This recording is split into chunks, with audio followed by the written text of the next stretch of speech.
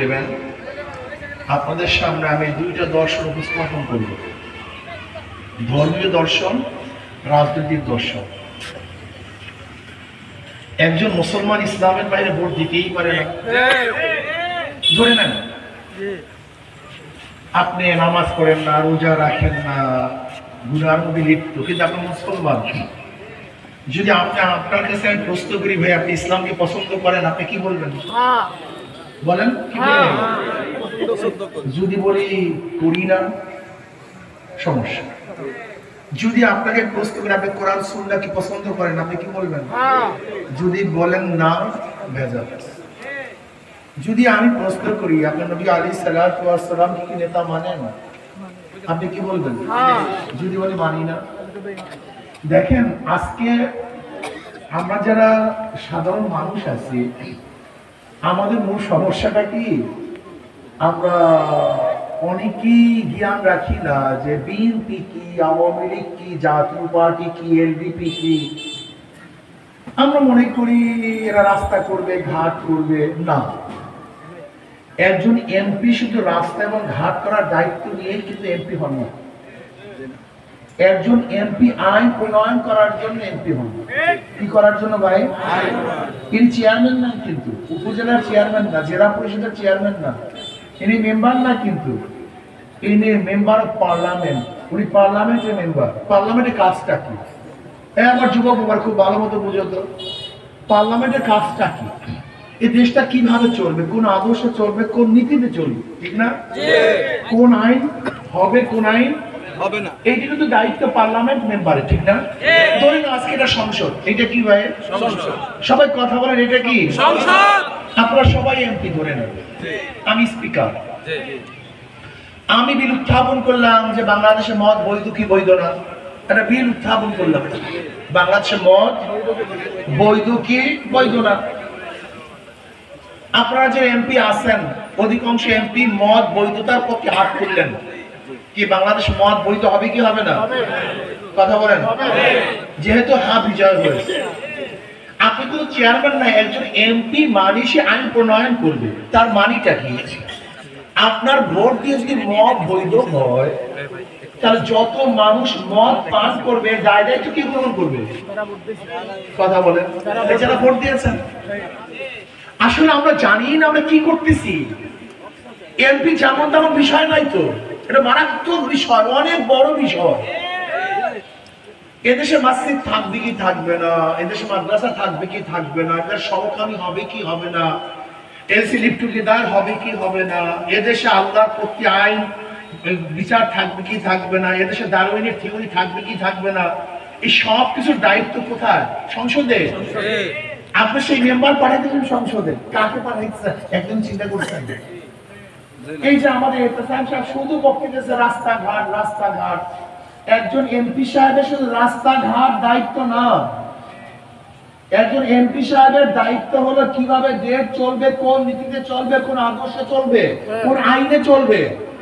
আল্লাহ না করুক, আল্লাহ না করুক, একজন মুসলমান যদি ডেমোক্রেসি, ডেমো মানে জনগণ, ক্রেসি মানে আইন, এটা একটা গ্রিক শব্দ।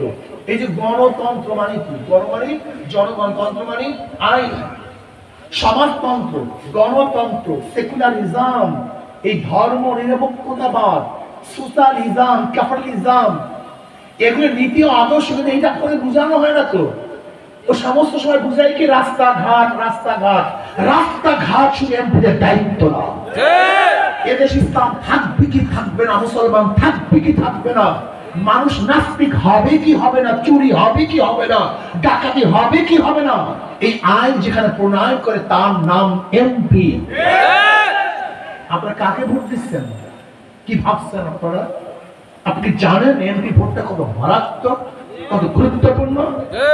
এদেশ বিক্রি করে দিতে পারে যদি ভারতের দালালরা এদেশে নির্বাচিত হয়, এদেশ বিক্রি করে দিবে তারা। কাজী এমপি প্রার্থী শুধু রাস্তাঘাটের জন্য, এটা তাদের অপশন, এটা করতে পারে, কিন্তু এটা মূল দায়িত্ব না। মূল দায়িত্ব হলো আইন প্রণয়ন করা।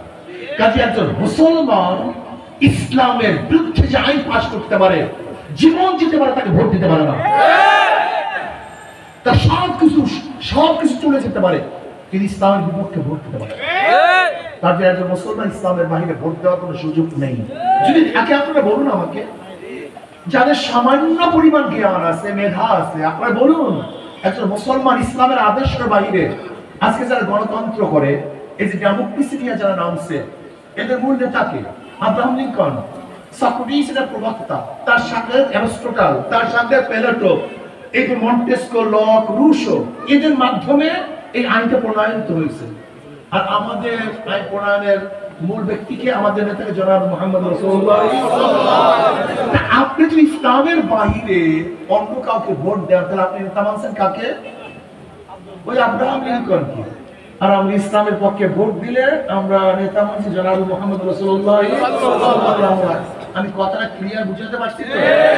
নাম্বার 2, একজন মুসলমান কোন অবস্থাতে ইসলামের ভোট দিতে পারে না। নাম্বার 2, হিন্দুরা ভোট দেবে কেন? প্রশ্ন এখানে, মুসলমান তো ইসলামের বাইরে যাওয়ার কোনো সুযোগ নাই। এখন প্রশ্ন করতে হবে হুজুর, হিন্দু, বৌদ্ধ, খ্রিস্টানরা ইসলামের পক্ষে ভোট দিলে কেন? শান্তি পাওয়ার জন্য, মুক্তি পাওয়ার জন্য, জান মালের হেফাজতের জন্য, ইজ্জত রক্ষা করার জন্য।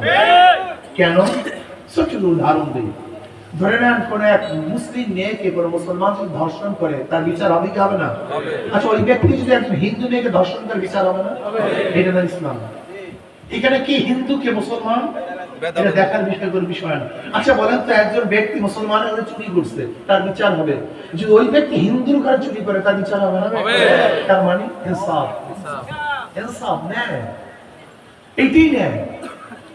অর্থাৎ একজন হিন্দু তার জান মালের নিরাপত্তার জন্য ব্যবসা বাণিজ্য, তার মেয়ে হাঁটবে, তার ছেলে চলবে, পড়াশোনা করবে, মৌলিক অধিকার বাস্তবায়ন হবে, অন্ন, বস্ত্র, বাসস্থান, শিক্ষা, চিকিৎসা, ভ্রান্তি বা মুসলমানদের কাছে, ইসলামের কাছে, এর জন্য ইসলামকে ভোট দেবে শান্তি পাওয়ার জন্য। তাহলে একজন মুসলমান ভোট দিবে দুনিয়াতে শান্তি, আখিরাতে মুক্তি। আর একজন খ্রিস্টান, একজন হিন্দু, বৌদ্ধ ভোট দেবে কেন? দুনিয়াতে শান্তি পাওয়ার জন্য। কাজে আমি মনে করি এই ভোট যুদ্ধ খুব মারাত্মক। জীবনভর ভুল করেছেন। আমি চান্দিনার বাবাদেরকে বলবো, মাদেরকে বলবো, ওদেরকে বারবার পরীক্ষা করছেন, বারবার ফেল করছেন। পরীক্ষা করেন নাই? নৌকাকে আপনারা পরীক্ষা করেন নাই? ধানের শীষকে পরীক্ষা করেন নাই? নাঙ্গলকে পরীক্ষা করেন নাই? বারবার ফেল করছে। যাই হোক, ইতিহাস বলার আমার সময় নেই। ওরা কতবার ফেল করছে আপনি চিন্তাও করতে পারবেন না। এই যে বিএনপি, তারা জিয়াউর রহমান সে প্রথম ক্ষমতা করছিলেন কত সালে জানেন? ৭৫। উনি ৭৯তে নির্বাচন দিয়েছিলেন। এরপরে আমার ৮১টা নির্বাচন হয়েছিল, সত্তার সাহেব পাস করেছিলেন। এরপরে এরশাদ সাহেব ধাক্কা দিয়ে তাদেরকে বিদায় করছেন। আবারও ৯১তে খালেদা জিয়া ক্ষমতা এসেছিলেন। আপনি জানেন ৯১ থেকে ২০০৫ পর্যন্ত এদেশ দুর্নীতিতে কয়বার চ্যাম্পিয়নশিপ লাভ করেছে জানেন? ৩বার। ১৯৯১ থেকে ১৯৯৫ পর্যন্ত এই মাত্র ৫ বছরে বিশ্ব চ্যাম্পিয়ন হয়েছে দুর্নীতি কয়বার? ৩বার বিশ্ব চ্যাম্পিয়ন। ২০০১ থেকে ২০০৬ পর্যন্ত আরেকবার। তাই বিএনপির আমলে মোট কয়বার? ৪বার। আর আওয়ামী লীগের আমলে একবার। এই মোট ৫ বার এরা বিশ্ব চ্যাম্পিয়ন করছে দুর্নীতিতে। এরা দেশকে ভালো করতে পারেনি। আওয়ামী লীগের আমলে ২৮ লক্ষ কোটি টাকা বিদেশ পাচার হয়ে গেছে। বাবারে, ওনারা যাই হোক, ওনারা বারবার পরীক্ষা দিয়েছে, বারবার ফেল করছে। কথা বলা, পাস করছে না ফেল করছে? ইসলামকে একটাবার পরীক্ষা করুন, ইসলাম ফেল করার জন্য দুনিয়াতে আসেন, ইসলাম পাস করার জন্য আসেন। ইসলাম ফেল করার জন্য দুনিয়াতে আসে, কিসে করার জন্য আসছে? পাস। একটাবার পরীক্ষা করুন। যদি ফেল করি আর পরীক্ষা দেওয়ার জন্যই আসবো, আপনাদের ভোট গ্রহণ করার জন্য আসবো। ভোট চাইবো না, শুধু একটাবার পরীক্ষা করুন। আমাদের মূল সমস্যা কি? আমাদের দেশের মানুষগুলো অধিকাংশ খারাপ হয়ে গেছে। এক গাঁজা করে একদিন আমাকে প্রশ্ন করতেছে, হুজুর ইসলাম যদি ক্ষমতা, আমার গাঁজার অবস্থাটা কি হবে? বেচারা গাঁজাগ্রস্ত, হতেই পারে নেশাগ্রস্ত। আমি বললাম, বাবা তুমি কি মসজিদে গিয়ে গাঁজা সেবন করতে পারো? বলে না। আমি বলি কেন? বলে হুজুর পরিবেশ নেই। আমি বললাম, দেখো তোমাকে কেউ বাধা দেয় নাই, পরিবেশ তোমাকে বাধা দিয়েছে। ঠিক ইসলাম ক্ষমতা আসলে এমন সুন্দর একটা পরিবেশ আসবে যেখানে তুমি অন্যায় করতে পারবে না, তুমি এমনি ভালো হয়ে যাবে। এই যারা টুপি ছাড়া, দাড়ি ছাড়া, তারা মনে করি ইসলাম, আমি কেন দাড়িওয়ালার কাছে যাবো, আমি কেন টুপিওয়ালার কাছে যাবো? ভাই তুমি মসজিদে যখন যাও, তোমার ইমাম কে থাকে? দাড়িওয়ালা না টুপিওয়ালা না দাড়ি ছাড়া? তখন ইমাম মানো কিভাবে? বরং যদি দাড়ি ছাড়া করে ইমাম হয়, তখন কি বলো? হুজুর আমি খারাপ হতে পারি, ইমাম সাহেব ভালো হইতে হবে। আমি টুপি না পড়তে পারি, ইমাম সাহেব টুপি পড়তে হবে। আমি যতই খারাপ হই, ইমাম সাহেব ভালো হতে হবে। মসজিদের ইমাম সাহেব আমি যতই খারাপ হই, তাকে ভালো বানাবার জন্য আপনি আন্দোলন করেন।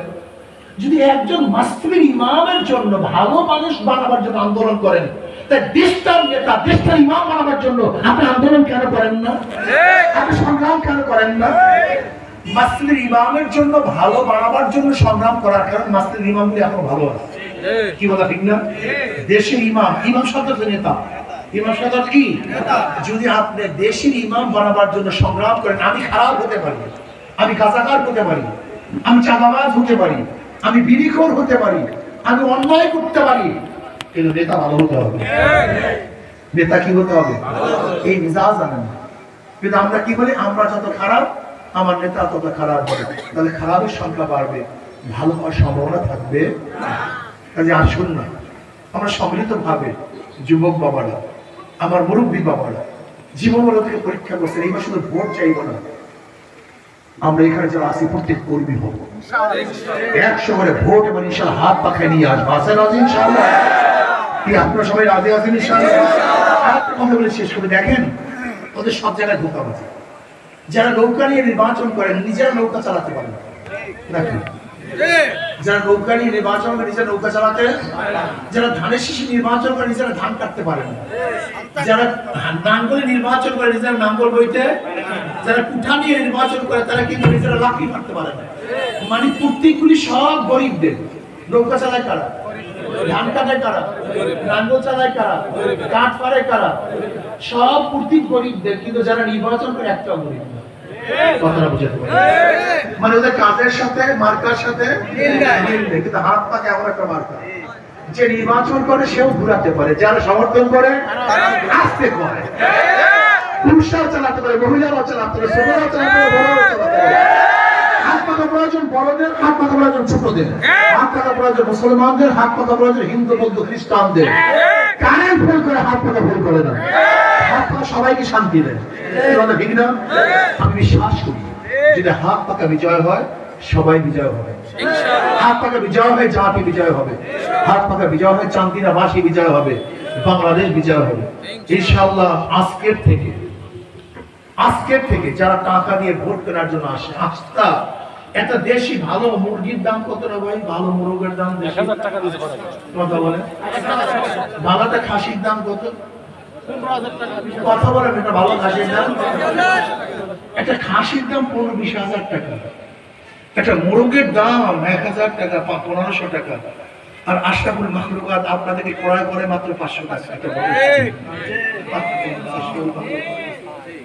একটা মুরগির দাম বিক্রি হবে আপনারা, একটা মুরগির দাম, একটা মুরগির চেয়ে আপনারা নিচু, একটা মুরগির চেয়ে ছোট। খেয়ে দিত মানুষ আপনারা।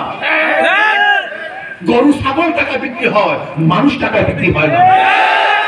গরু ছাগলের গলায় রশি দেওয়া যায়, মানুষের গলায় রশি দেওয়া যায়। আসুন না, আজকে থেকে যারা টাকা নিয়ে আসবে, ওদের টাকার মধ্যে থুপ মারুন। আর যদি বেশি দিতেছে, মনে করবেন টাকা তো আপনার টাকা, চুরি বুড়ি করছে, বাস। কথাটা বুঝাতে পারি নাই? কিন্তু ভোট দেবো হাত কি আপনার কর্মীদের কাজ করতে কাজ করতে রাজি আছেন? আমি বিশ্বাস করি যে আপনারা সবাই আজকের থেকে শপথ গ্রহণ করেন, হাত পাকাকে বিজয় করবই করবে ইনশাআল্লাহ। তাহলে চান্দিনার ব্যাপক ভোটে, বিপুল ভোটে ইনশাআল্লাহ হাত পাকা বিজয় হবে। আমাদের হযরত মাওলানা মুফতি এই ধরনের চেহারা যদি ইনশাআল্লাহ সংসদে যায়, সেই সংসদের জান্নাতের বাগিচা হবে। এই যুবকরা রাজি আছেন ইনশাআল্লাহ?